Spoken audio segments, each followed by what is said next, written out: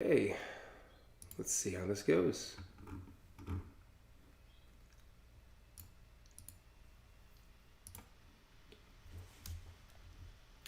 Refresh my pages and see if I'm actually streaming.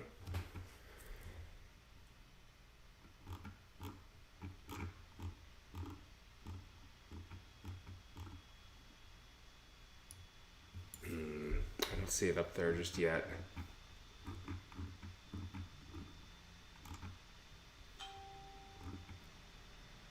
Aha, there it is. Maybe.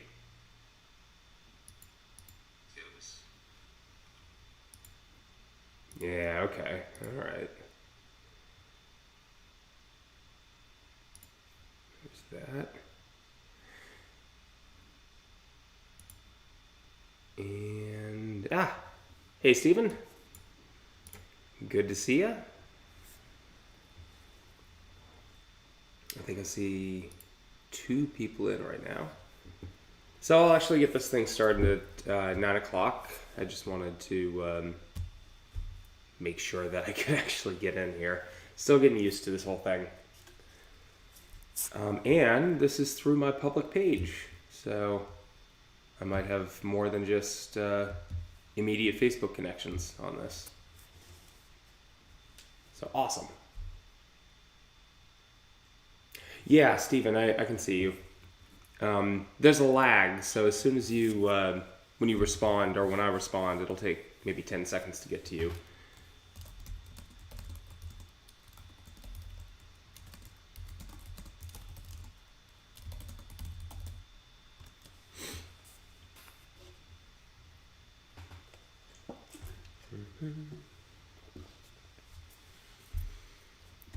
So there.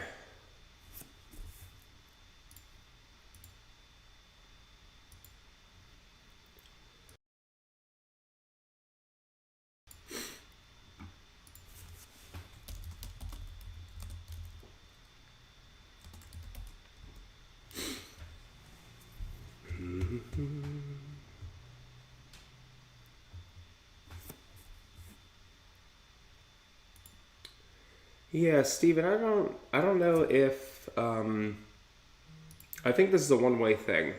I don't think people watching a stream can respond through anything other than just chat. But I could be wrong. If anyone knows, anyone knows how to do that, that could be really interesting.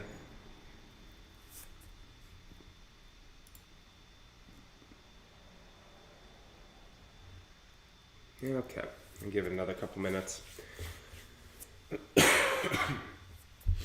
a little dry here, so I've got a dry cough.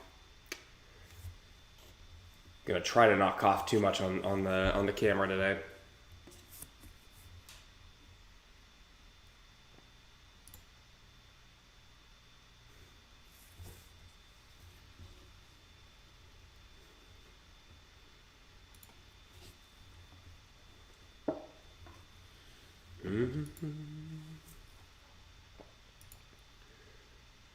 Looks like I've got 2 people watching. Actually, I might be one of those people. Maybe it's just Steven and me. But this will be recorded and thrown up on YouTube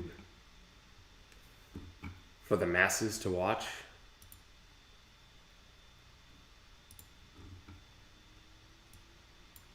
Let's see. Am I streaming to YouTube?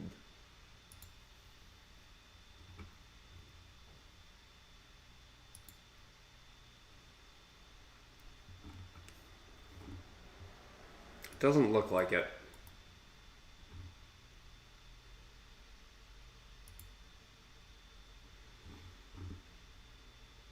Nah, it still says upcoming. Well, I guess it's not 9 o'clock yet, so maybe it waits until 9 o'clock proper.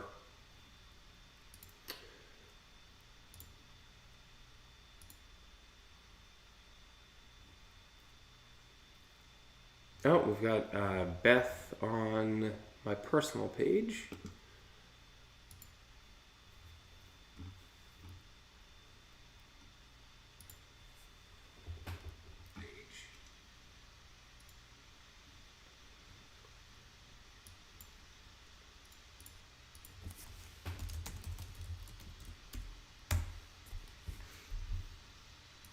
Okay, so what I'm starting to get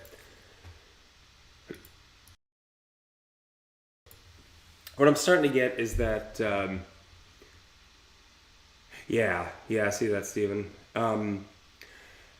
So I'm streaming to my Ben Parker Studio page, my personal Ben Parker page, and in theory, YouTube.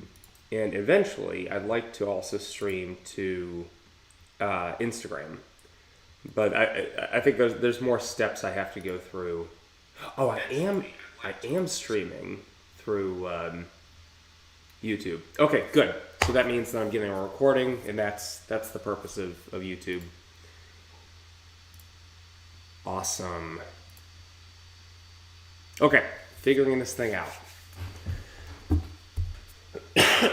All right. Well, the couple of you that joined me, thank you. The purpose of this is kind of about 50-50 for myself and for other people. I want to force myself to fold more paper because I do a lot of things like event scheduling and classes, and I don't take a lot of time to just sit and fold a piece of paper. And so the live stream is sort of, it forces me to just sit and fold and think through my process, maybe come up with something new and interesting, and I think maybe people will be interested to see that. So those of you who joined, thank you for joining. I'll post a link later on. You could watch the replay on YouTube down the road. And I hope you enjoy this. So, last week, I'm hoping for this to be a weekly thing. I'm now 2 for 2 so far.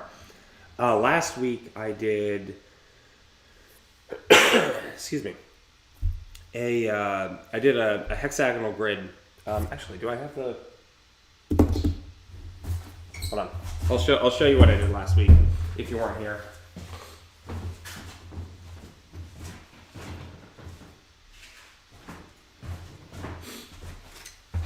That was that thing, which I think was kind of cool. It's drastically different as you.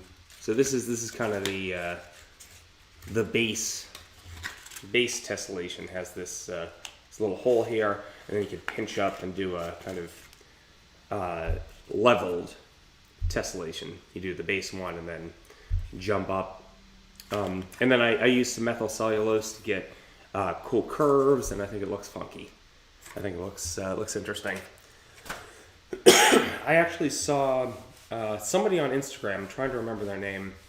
I'll look it up and throw it in the in YouTube. Actually, that'll be incentive for me to figure out how to do to edit YouTube videos and put comments and things like that. But somebody actually watched the live stream and refolded what I did, which was super cool to watch. Or super cool to see.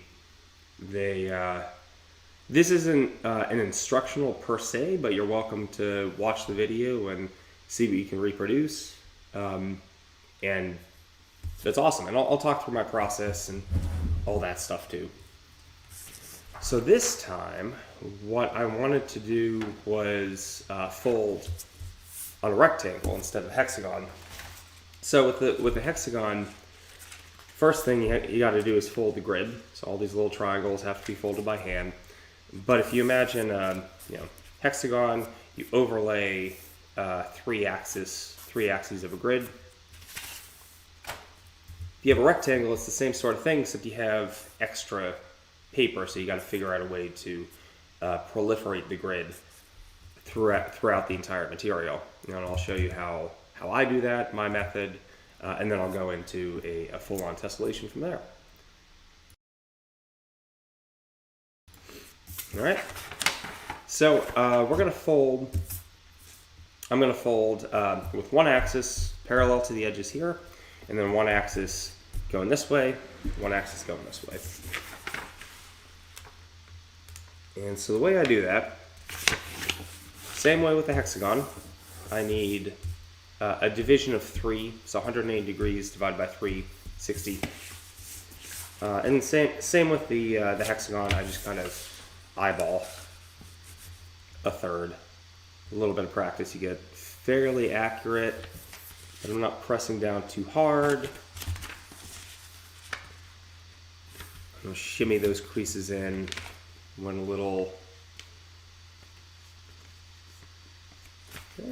Actually, that's not bad. That's not bad. There's a little more on this side, so I'm going to pull it back a bit.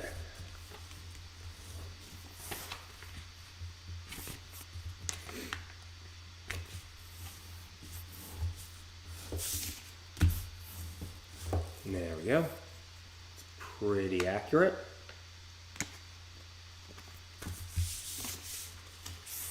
And then you fold down the little dog ears here. Normally, if I were folding hexagon, I'd cut those off. But in this case, I'm gonna, like I said, proliferate the grid throughout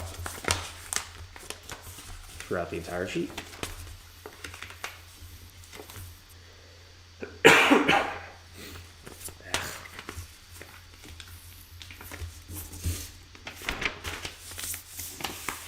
Here we go. This is the hexagon that I would cut out. And what I'm gonna do is take these edges and extend them all the way to the edge of the rectangle. Something like this. And I like to back crease. So what I try to do is make sure that all the creases are folded first in one direction as either valley folds or mountain folds, and then reverse them. So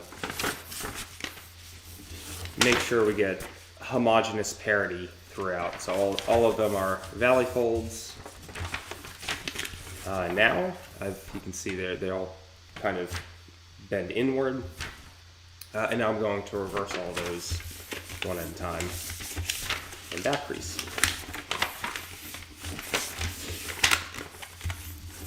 This is just the same as the hexagon, the triangle grid on a hexagon. It's just there's more stuff. And there we go. So now it's valley folds, but the valley folds are on the other side of the paper, which means that each of the creases has been folded at least twice. I don't really see much of a reason to go more, beyond that, 3 or 4 times back and forth. Twice is enough, and you have control of the grid. So next thing, we have a hexagon, and I'm going to act on this as if it were just a hexagon, as if I didn't have these flaps on the side. And I do that by way of a skeleton, the same as I did last week. The skeleton is effectively, if you're looking at this hexagon, I'm folding the edge to the center. Just like that. You unfold, you get, that's the quarter mark. And then edge to that gets me my 1/8 mark. Edge to this.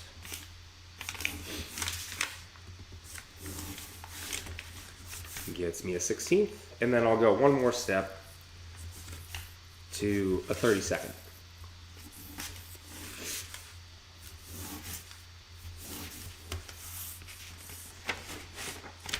So half, quarter, 1/8, 16, 32nd. Flip it around, do the same to the other side.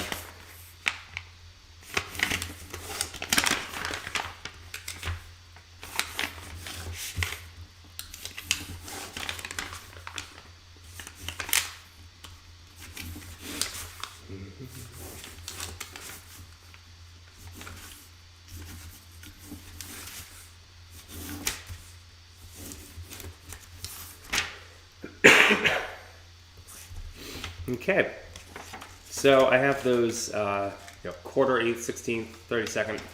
You can see there's a bend in there, so I'm going to back crease. This is the main reason I like to back crease. It's just so the paper doesn't become too unwieldy.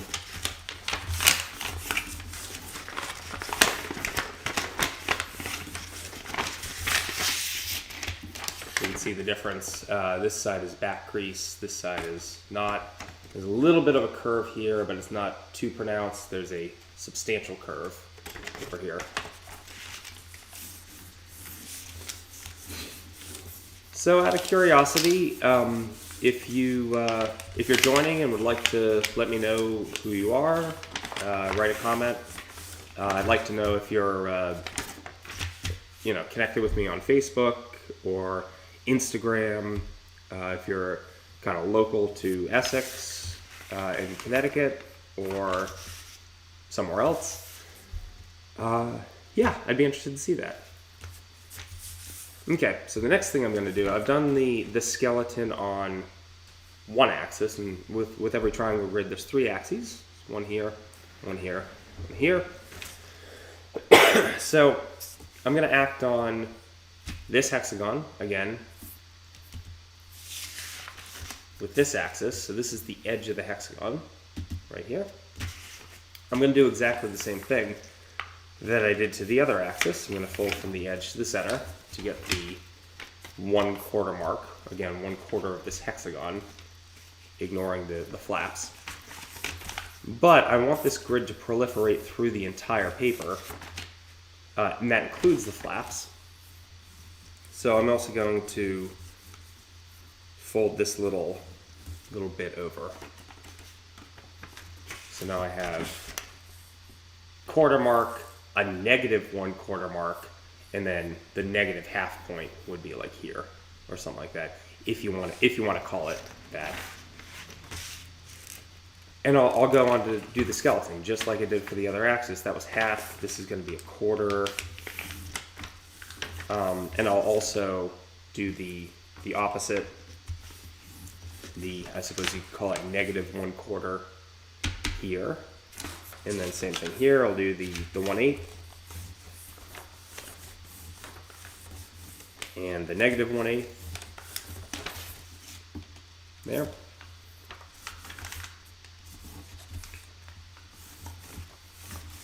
Or no, I think that was the 16th. Whatever. I'm up to 30 seconds now. And you can see that these margins get smaller and smaller. The one that's upright, the very pronounced mountain fold, that's the edge of the hexagon. And I'm going to flip around, do the same to the other side. It's weird. I'm not seeing. I'm seeing comments on Facebook. So I have 2 windows open. I have my OBS, is Open Broadcast System. It's how I'm actually controlling what you all see here. And I see a whole bunch of comments from my Ben Parker Studio and YouTube, but not the stream on my personal Facebook page. All right, I'll have to maybe look into that, or just know that. Lily and Beth, thank you both for joining me. It's good to see you.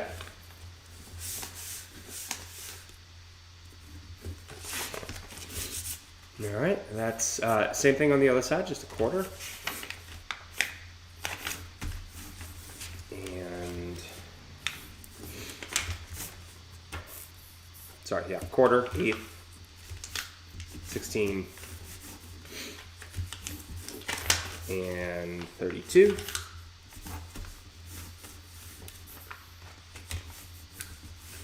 Yeah, Stephen, I see your comments without.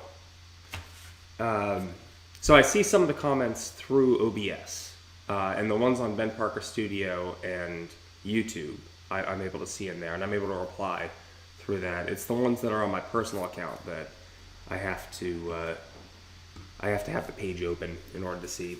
So yeah, like Lily, I just saw your thing through the browser. Anyway, that's neither here nor there. So I got a skeleton on this axis. I'm going to back crease that. So we have a whole bunch of, it's easier to see from this side. You can see it gets smaller and smaller as it converges to the edge of the hexagon. And I'll back crease these.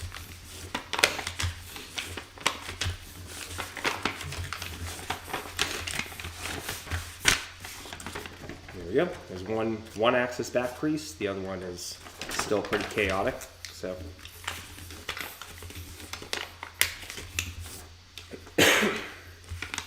now back creasing at an angle like this, I don't really have. If I were to really show you what I was doing, I would have a camera that looked this direction, so you could actually see.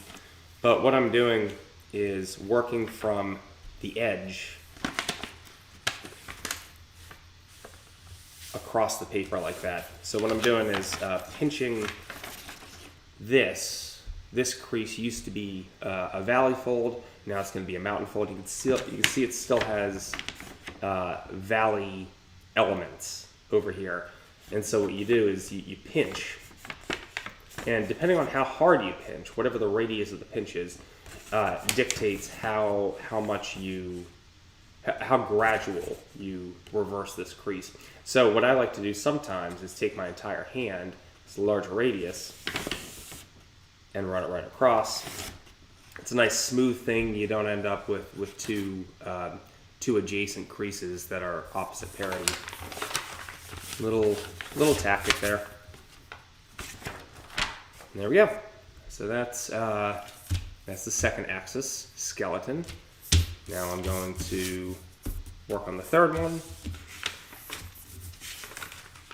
Same as I did before, and I'll blast through this.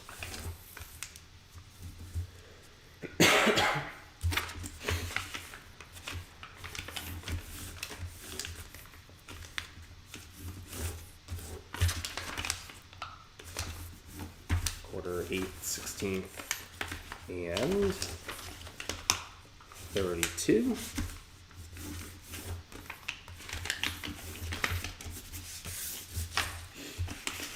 And quarter. This is the other reason why you back creases, so you get rid of this this curling effect. It's kind of a pain as you get closer to the center. Quarter, 1/8, 16th, and 32. There we go. I'll back crease those.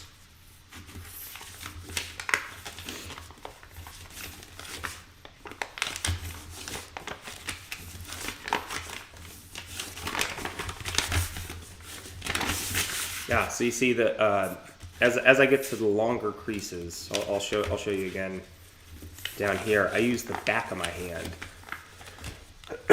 and the reason being, the back of my hand has as I'm rotating it out like this, it has a larger radius that allows me to kind of sweep the back crease.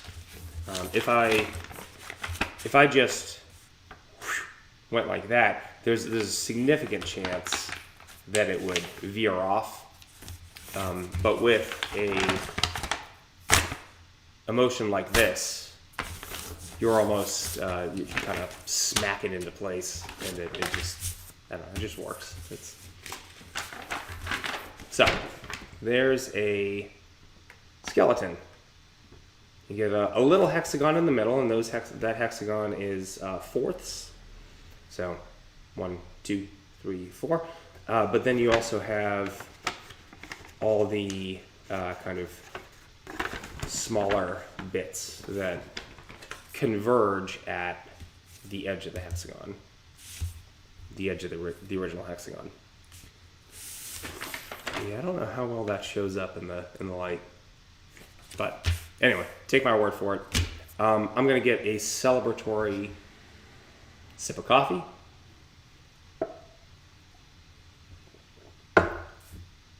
and keep going. So I've got quarters here, and now I need eighths. Now the only division of quarters to eighths are going to be here, here, here, here, here, and here. Everything else is already divided into eighths. So it's going to be this. Susan, thank you for joining. So that's folded from the quarter to the half, and you get the 3/8 mark there.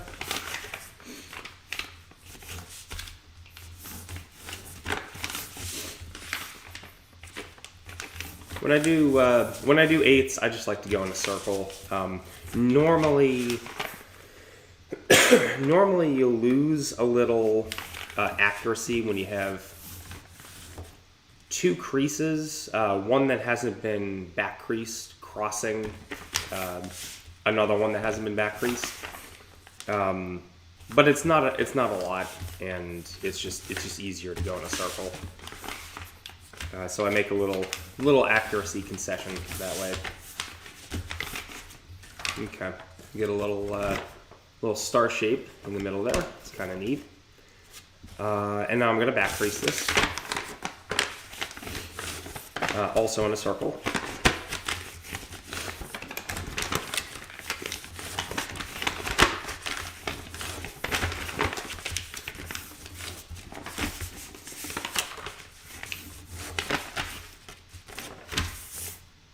Okay. I'm trying not to cough on camera too much. It's so dry here, so apologies for that. Okay, we've got eighths all the way through, with the exception of little tiny things that will eventually get that proliferated throughout. 16ths.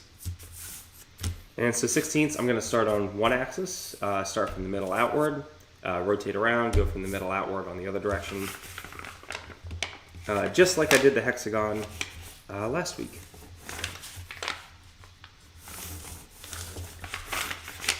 And again, I won't always fold a grid on camera. I just, for the first couple, I think it's interesting.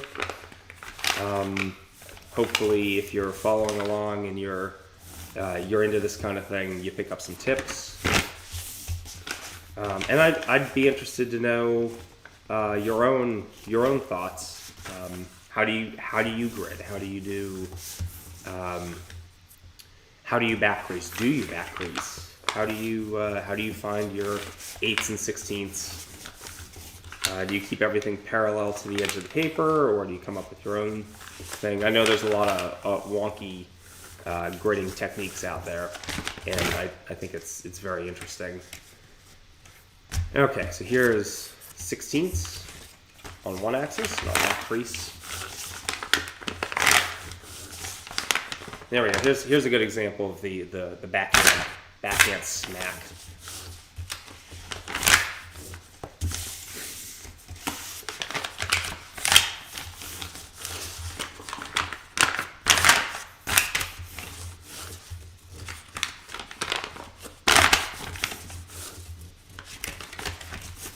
So I did call this this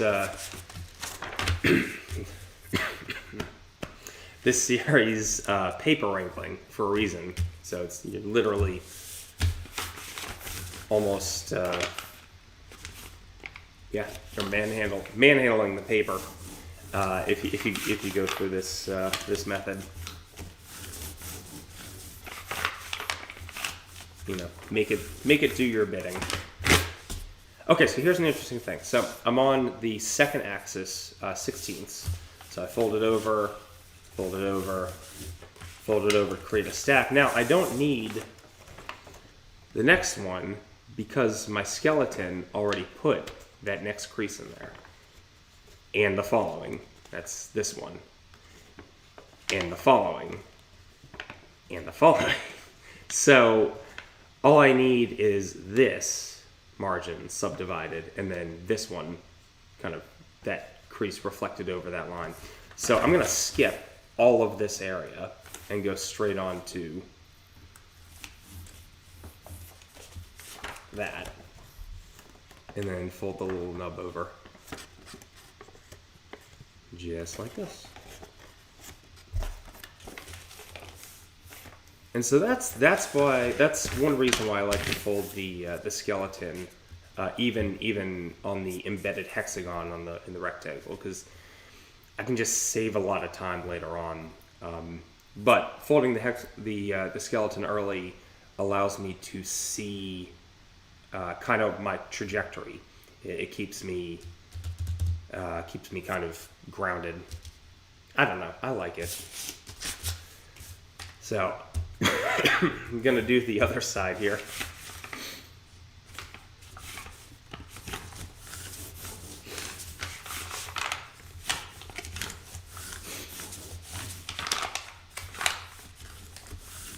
And I'm gonna skip this area because I don't need to do it again. Now, when I'm folding that little nub at the end, I'm not actually folding that to anything. I'm folding it over a particular line. I could look here and try to place that. Easier way to do this is just take a thumbnail, really burnish. Basically you're using this edge as a burnishing kind of platform. And I don't know if you can see, it might be easier to see on this camera. There's a little mark. Wow, no, you really can't see that at all. There's a mark, there's a thumbnail mark there that I can just fold over. And it just, it mirrors that bottom edge through the layers. I'll show you on the next one. I'm gonna back crease.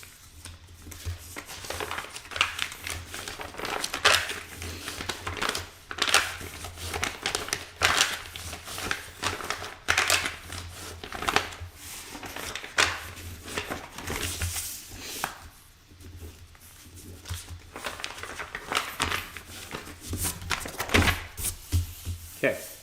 Now I've done. Let me zoom in here a wee bit. I've done this axis, so all the lines going this way. I've done this axis, so all the lines going this way. Now I got to work on this axis, and I can tell that because this is folded to this margin, so that distance. This is folded to this margin, that distance, and this is still twice as large. So it's very easy to visualize the difference. And find your place.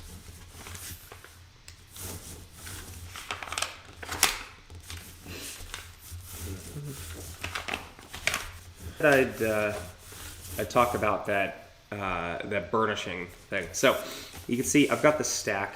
This is pretty thick. This bunch of layers here. We're looking at 6 layers of paper. A paper that's already fairly thick as paper goes. So if I take my thumbnail and really jam it in there, I create a mark, and that mark shadows what the next crease is going to be. This isn't a crease. This is a thumbnail mark. And so when I pick up the next crease to fold over, it goes straight there.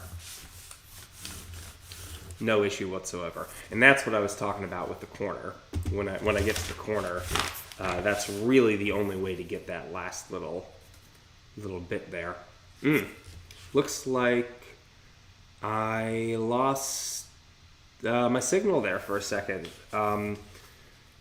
Looks like I'm a little touch and go. I'm gonna exit out of Steam. Is anyone else seeing internet issues? Is anyone seeing me be choppy? Let me know in the comments. Maybe I can try to close out of things. I don't know. I'll try to troubleshoot it on the fly.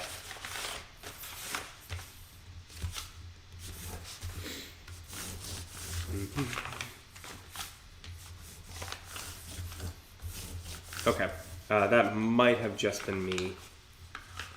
Hopefully it was. That's the problem with the live stream, is I don't really know what you're seeing. I have a lot of evidence, a lot of sort of clues as to what you're seeing, but I don't actually know what you're seeing. So it's weird. It's a weird process. Learning a lot, building my instinct. That's the other half of the reason for doing this, is just acquire these skills.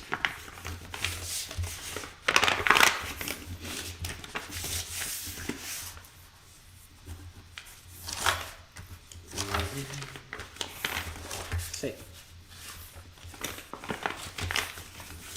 Oh yeah, thank you, Sadie. So Sadie says, I froze for a bit, but I'm back now. Good. I'm glad to hear it.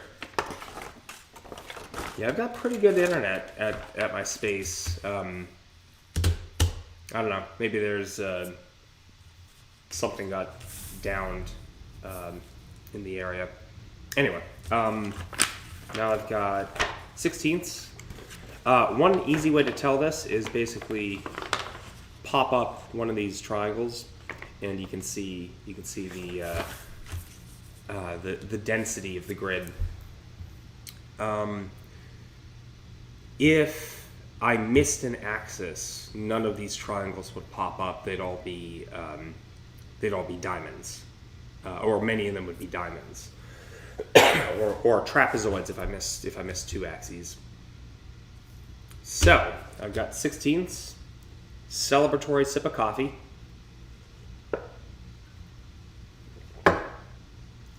And we go on to 30 seconds. So there. So 30 seconds, exactly the same thing. As I get to the edges here on these two axes, I don't have as much of a gap that's already filled in, but I do have some, and I'll show you that. Yeah, Stephen, thank you. I guess I froze a few times for about 20 seconds. That happened last week too. Maybe it's because I'm streaming to so many platforms. I don't know.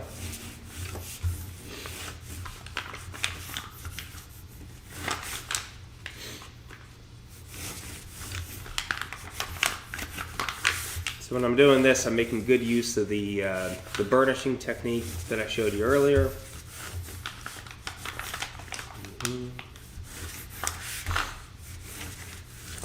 As you get smaller and smaller, you can use more of your fingers to increase your accuracy. So I'll show you what I mean.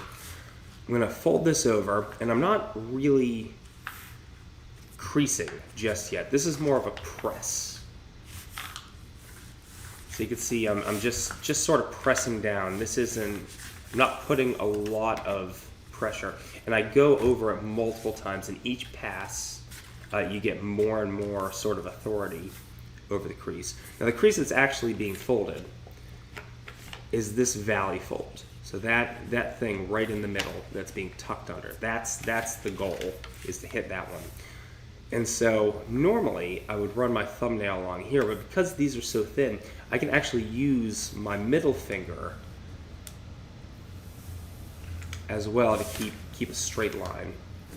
So that middle finger pressing down, thumbnail pressing up, this acts as I don't know, almost a clamp. And that's a significant amount of pressure on these very, very small pleats. Allows for very precise movement. You can do the same thing over here. Middle finger pressing down, thumbnail pressing up. Bam. And so each pass is more and more pressure until eventually that valley fold way down deep in there is very crisp. The paper has no question that I want that crease to be right there. And then I'll do the last one.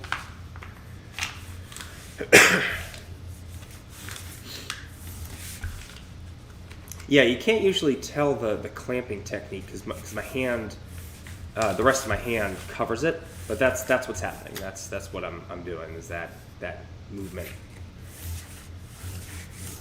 Now the last one is already folded. That's really where the fact that we set up the skeleton initially shines. Because if I were to fold this as it sits right now with all of these other creases that are going through the edge, this paper is very weak right now. And if I were to fold this, I might fold and some of it would be left behind and it would tear. It could tear. It could very easily tear. Has a high likelihood of tearing. But I don't need to fold this last crease because I already did. I already folded the skeleton. It's all good. I can skip that one and not have to worry about it. So there. So that's one axis. Now I'll work on the other axis. Or that's one half of an axis. I'll work on the second half.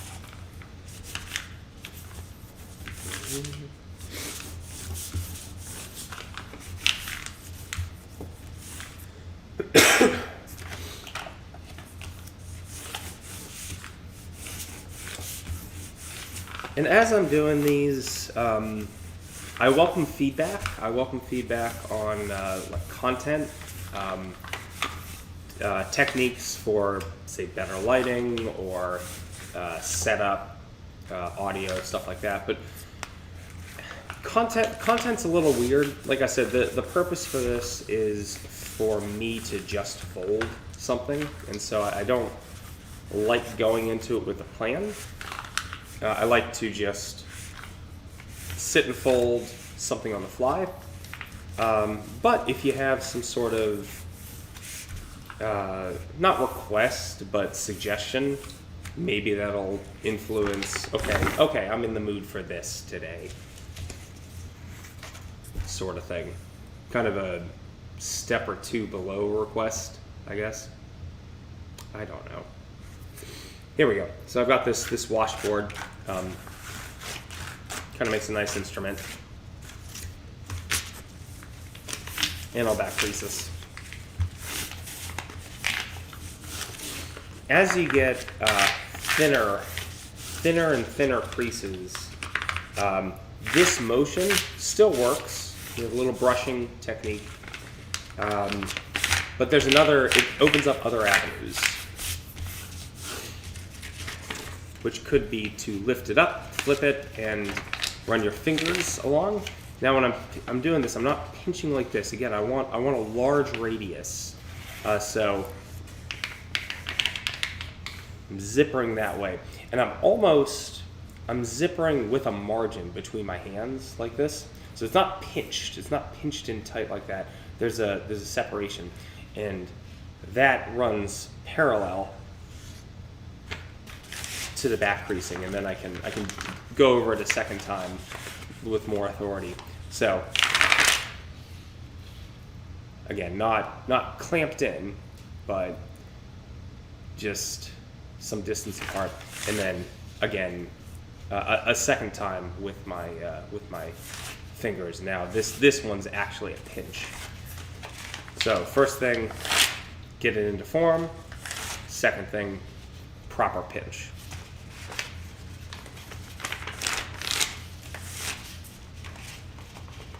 So brush, pinch, brush, pinch. And it's good paper because you got the nice crackling sound. Brush, pinch. Okay. I've done the one axis here.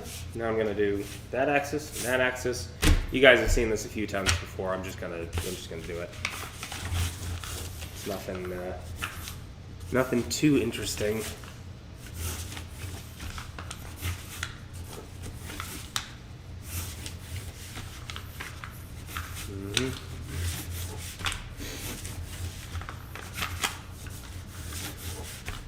And so I did lie a little bit. I do sort of have a plan for this one, which I might deviate from.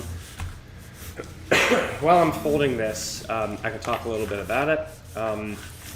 If you've seen on Instagram or Facebook or the old Origami Tessellations Flickr page, there's a style called flagstone tessellation. You could even Google, while you're at the computer here, a flagstone or origami flagstone tessellation. And there's a whole slew of really cool designs. So flagstones are fun. They have these kind of negative space platforms with some separation, and you can see there's things happening on the opposite side of the paper that have a rotation. And I'll show you my kind of interpretation of it. If you've bought my book, 6 Simple Twists, that's one of the later chapters, is where I go over my interpretation of flagstones. But I want to experiment with kind of the next level of my interpretation, and I'll explain why. This I kind of got turned back onto flagstones through a recent talk by Peter Keller. If you go online and look up Valley Folder on Instagram and I think Facebook, he's got some really interesting things. It's definitely worth checking out. But he's a veteran tessellator from way back when, and he's been working with impossible flagstones recently. So that's kind of the inspiration for my plan for today. So Peter, if you're watching the recording later, thank you for the inspiration.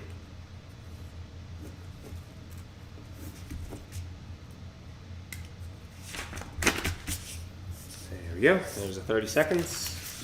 Back crease all those suckers, and then I got one more axis to go, and I'll be ready to start actually folding this thing.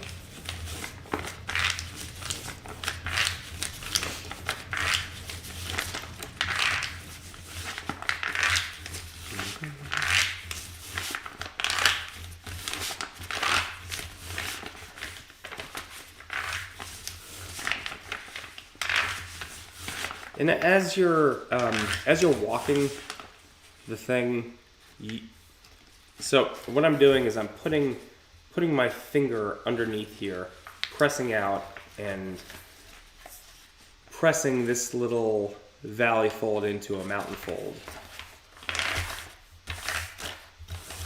going like that. The thing is, when I'm doing that, especially as this paper gets so massive, what I don't want is for this to turn, and I don't want this. I don't want this little twist in here, because as soon as I do that, I start introducing more creases into the paper than I want. What I want is to make sure that this almost veers inward. I want to go parallel, but I want to also counteract its tendency to turn left. I don't know if that made sense or not. I'll show you on the next axis back crease. Oh, hey, I'm up to 10 people now. Awesome, double digits. Well, welcome everyone.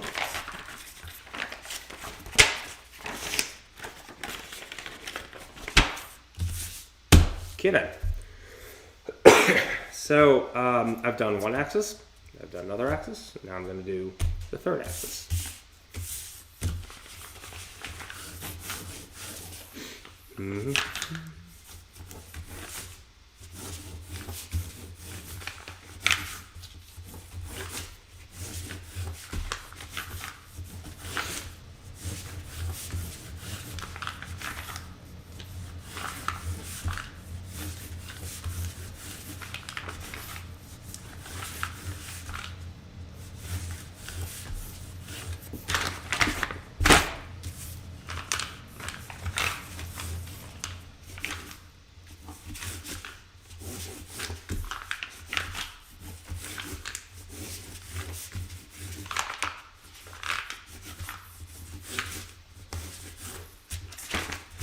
I have a little region here that I don't have to fold because the skeleton already incorporated. And I think it's 3 or 4 30 seconds.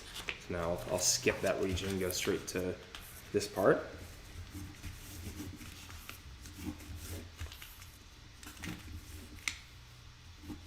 Very useful.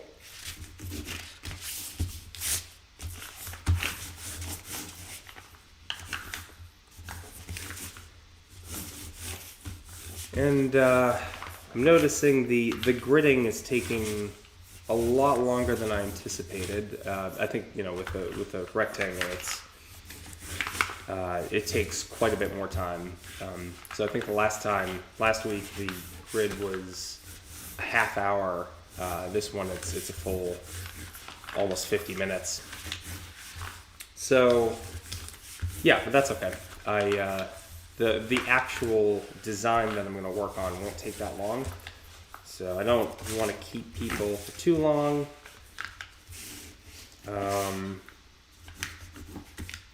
But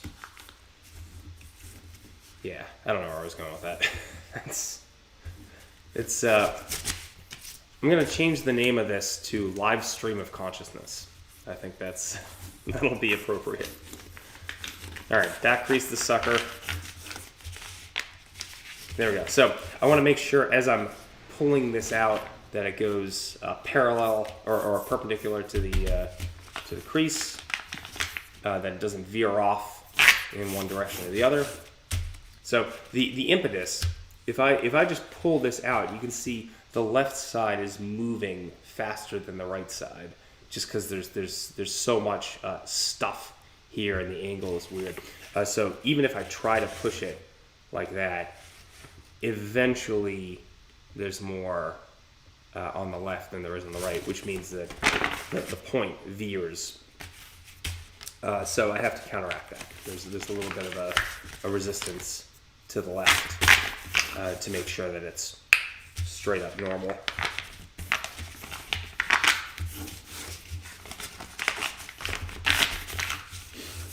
And that's just kind of a subconscious thing that you pick up over time and through a lot of trial and error. It also depends on where you're pushing from. So if I push over on the side here, it's going to turn right. Push over here, it's going to turn left. If I push somewhere toward the middle, it's going to be relatively straight. On the flip side, when you're way back here, you kind of have an impulse to push through that line because that's where the corner is. So I think I don't usually get this in depth with gridding thoughts when I'm talking with other tesselators. I'd like to change that because I think it's a lot of it's very interesting. So yeah, you're all getting the fine nitty gritty thoughts, almost every thought that goes through my mind while I'm folding these things. So, well, I hope you like it.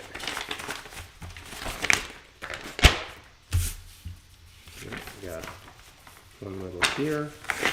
All right. I fold in the 30 seconds grid. Celebratory sip of coffee. And now I'll explain what I'm actually intending to fold here. So, a flagstone is, like I said, you can Google it. Effectively, what you're doing is putting a twist in the paper. Some people interpret this as the negative space between the twists. I like to interpret patterns based on the twists themselves. So a hex twist is the hexagon, and 3 hex twists is a 666 pattern. 6 for hexagon, 6 for hexagon, 6 for hexagon, rather than the triangle that they encompass, if that makes sense. So it's it's two sort of different interpretations that are equally valid, I would say. So I'm going to find the center here. Oh, hey, Chrissy. Am I still selling the scored paper? Yes, and I need to ramp that up. I haven't been doing a good job of advertising that. But yes, I had some pre-scored paper at the Wadsworth Athenaeum gift shop, and I'm gonna start selling that through my website also. One thing at a time. It's all it all takes time, but yeah, that's on the list.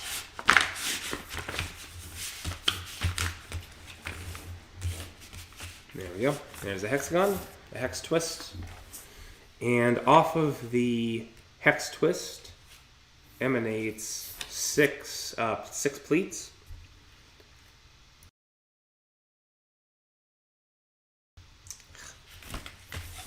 Emanates 6 pleats. Now normally, do a little bit of a zoom in here. Shimmy this over. Normally, what I would do is take one of these pleats and use it as a kind of a starting point for the next twist, which means that each pleat is a mountain and a valley fold. The mountain fold that comes off of this hexagon would line up with the mountain fold that comes off of some other twist's pleat, and they would connect like that. They would connect like that. Flagstones are different. Flagstones, what they do, get this hex twist back in there. First, I need to release these pleats. I need them to be going. Right now, this pleat is sort of tethered to this hexagon, and so is this one. So is that one. So the way to release them is back twist. You reverse the rotation of the twist relative to the pleats. It doesn't look like anything changed from the top down, but if you look on the side, you can see that there's a little cut back, and now this pleat can go, for example, downward without affecting the rest of the twist. So these can act independently of everything else, and so that's what back twisting allows. You can do that with a triangle twist. You can do that with what I call an arrow twist, which basically anything where the back side comes to a point, you can back twist it. So to do a flagstone, what would happen is you would have this pleat coming out, and I consider the location of a pleat to be wherever the mountain fold is. So you can have a certain location. The width of the pleat depends on where the valley fold is. You know, if the valley fold is 1 space away, it has a width of 1. If it's 3 spaces away, you have a width of 3. But the mountain fold is the location. That's the driving crease of the pleat. So if this mountain fold is coming out, and it would normally connect with another pleat coming from the other direction, in this case, what's going to happen is it's going to cut in one direction before it emanates outward. So I'm going to choose a point and just sort of drift it. I think I'll do that. You can see that mountain fold it kind of cuts into this corner here. I interpret it as goes out 1, over 1, and then out like that. So I'm going to do that to all 6 of these.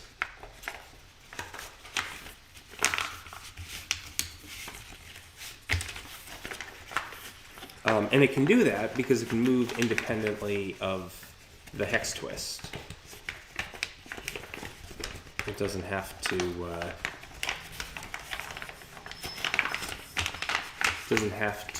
sort of obey the hex twist itself. You do a sort of thing very similar to back creasing after drifting, because you want the valley fold to turn to a mountain fold. Reverses. So okay, this is popped up. Normally for a flagstone, this would be push down this little button here. This would come up. The little, I got a little paper clip. Uses a pointer. Let's see, there's a rhombus inside of there. You basically have an extra crease placed in the height of this rhombus. So it'd be kind of like that. See that crease right in there. You do the same on the other side. And it would press down and you'd end up with this sort of effect, this flagstone. I'm going to press it down lightly because this isn't actually what I want to do.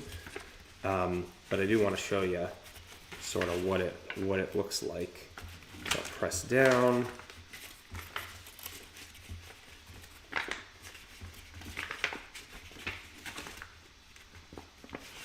Just like this. It doesn't lay flat. It doesn't lay flat until you add more twists around. It could be other hexagons, could be triangles, could be whatever. But this is sort of the effect. This is your pattern that you've developed so far. And that's it. That's all I've got so far. When I start doing other twists, this pattern tiles periodically until it hits the edge, and then suddenly all of the non-Euclideanness that occurs is off the paper and it doesn't matter anymore. So, I don't want to do this. I'm going to actually go back to my normal hex twist, and I want to explore something else. So in the flagstone, we drift one space. All in the same direction. I could have gone clockwise instead of counterclockwise, but I don't have to go one space. I could go two spaces, and that leads to a different effect. So what that looks like is 1, 2, like that. And actually, there's a few different ways of doing it. So this is going down 2, cut 2, and then extend. You end up with a rhombus that's a little larger. It's twice the size. And you could do exactly the same thing as before. You lay this down. You get a cool effect on the back. In this case, there's a little bit of a separation, which could be kind of neat to explore. That's also not what I want to do. What I want to do is something I call a double offset flagstone-ish sort of thing. We'll call it double offset. So the tactic for offsetting is this. And I could lay this down like that, or I could pinch this way. And by pinching this way, I get this sort of undercut thing here. And when I say double, I'm talking literally a second one, like that.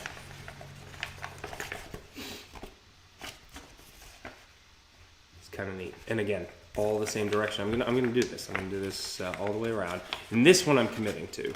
The other one, not as much. The cool thing about using elephant hide is I can kind of unfold and refold to some extent. It's not 100%, but there's a little bit of play and flexibility here. So there.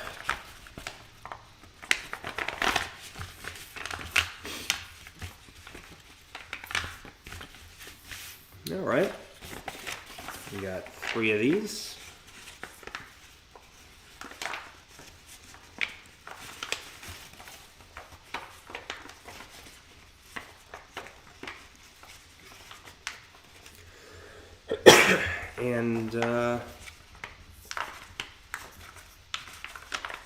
And 6, okay.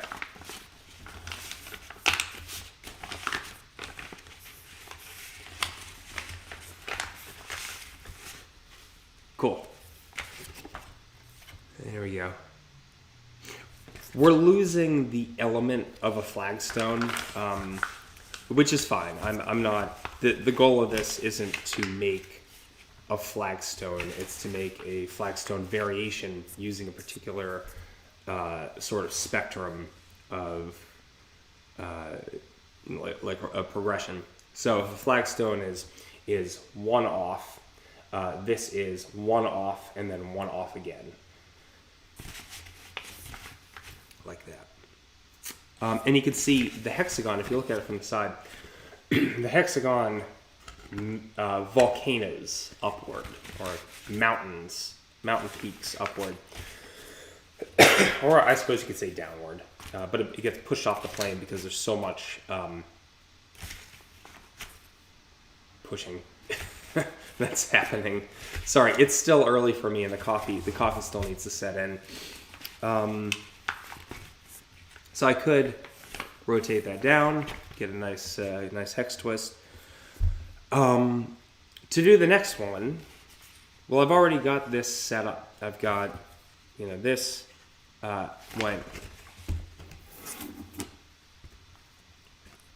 down 1, cut 1, down 2, cut 1, and in. So that's all symmetric. That's all rotationally symmetric. I'll show you what I mean. I got some extra paper that I can use to explain better. Let me find a marker real quick. Oh, wait. There we go. So, a little overkill, but you have a hexagon like that.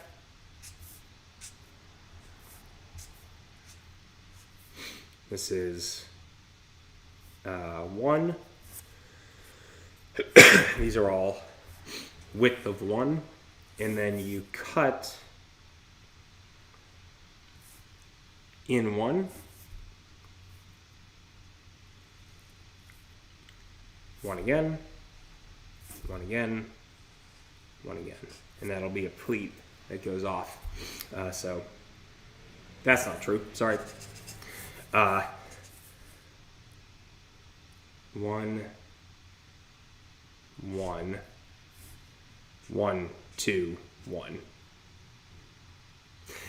Anyway, you end up with something that looks kind of like this. It's 1, 1, 2, 1. And if I were to take this and rotate it, it's exactly the same. So this is rotationally symmetric. So everything lines up real nice.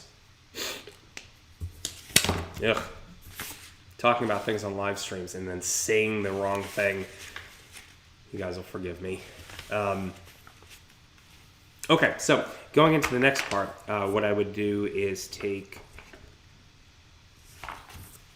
This will be the location of the next hex twist. And when I say location of the next hex twist, I'm talking this is the center of the hexagon.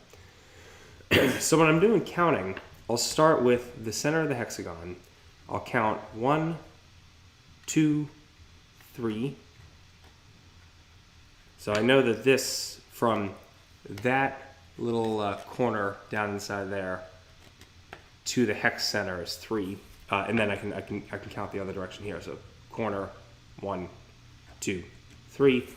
This is going to be the location of my next hex twist, right at that point.